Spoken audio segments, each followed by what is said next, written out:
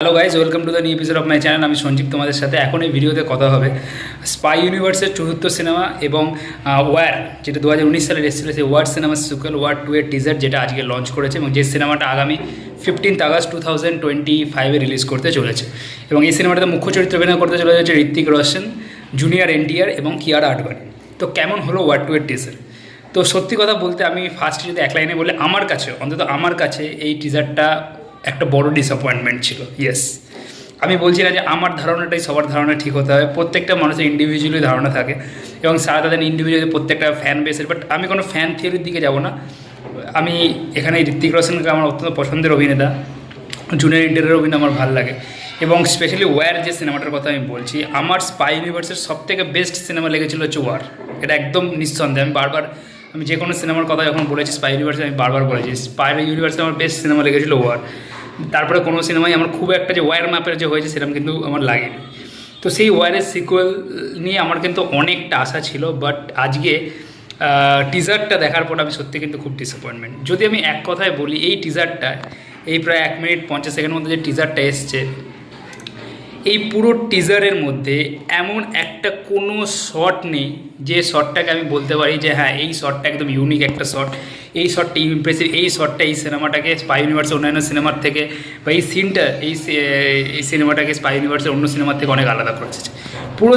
পুরো ওই টিজারটার মধ্যে যা যা আমরা দেখেছি সেগুলো আমরা স্পাই ইউনিভার্সের মধ্যেও দেখেছি, সেগুলো আমরা এর আগে বহু কমার্শিয়াল অ্যাকশন সিনেমায় দেখেছি, হলিউড, বলিউড বা সাউথের সিনেমাতে। তো নতুন কিছুই নেই। প্লাস হচ্ছে পুওর ভিএফএক্স। ওই যে ট্রেনের সামনে গাড়ি পড়ছে, বা জুনিয়র এনটিআর ওপর থেকে লাফ মিয়ারে ট্রেনের মধ্যে পড়ছে, বা বোট রেসিংয়ের সিনগুলো, সত্যি বলছি এটা স্পাই ইউনিভার্স সিনেমার এরকম ভিএফএক্স রিয়েলি ডিসঅ্যাপয়েন্টমেন্ট। যেখানে ওয়ারের ভিএফএক্স কি দুর্দান্ত ছিল। এছাড়া দেখুন সেই এক কার চেজিং সিন যেটা ওয়ারে ছিল, সেই এক লাস্টে ফেস টু ফেস ফাইট যেটা জুনিয়র এনটিআর আর ঋত্বিক রোশনের মধ্যে ওখানে হয়েছিল, ওখানে হয়েছিল ঋত্বিক রোশন আর টাইগার শ্রফের মধ্যে। তো প্রায় সব সিনই কিন্তু সেম, দুজনে আলাদা আলাদা করে এন্ট্রি, এই ওই সব একদম কোনো কিছু আলাদা নেই। ইভেন ওই যে ট্রেনের মধ্যে যে ফাইট সিনটা, ট্রেনের ওপর ওই ফাইট সিনটাও দেখুন, ট্রেনে হয়তো ছিল না, কিন্তু এর আগে আমরা দেখেছি যে ট্রেনের মধ্যে ফাইট সিন ছিল হচ্ছে পাঠানের মধ্যে একটা সিন ছিল হচ্ছে আপনার ওই কী বলে হ্যামারের ওপরে ফাইট সিন। তো এরকম সিন কিন্তু আমরা প্রত্যেকে দেখেছি। তো নতুন এই টিজারটার মধ্যে এমন কিছুই ছিল না যেটা এই টিজারটা, যে সিনেমাটার যে হাইপ ছিল সেই হাইপটাকে আরও বাড়াতে পারে। তো I am really disappointed about the teaser. হ্যাঁ, যদি প্লাস পয়েন্ট বলি সেটা হচ্ছে ঋত্বিক রোশনকে খুব সুন্দর দেখতে লাগতো এই বিয়ার্ড লুকে যে সিনটা আছে, কিন্তু ইন দ্য সেম শট ওই যে সিনটা দেখানো হয়েছে যে ঋত্বিক রোশন হেঁটে যাচ্ছে, তার পাশে একটা নেকড়ে হেঁটে যাচ্ছে, একসাথে হেঁটে যাচ্ছে দুজনে।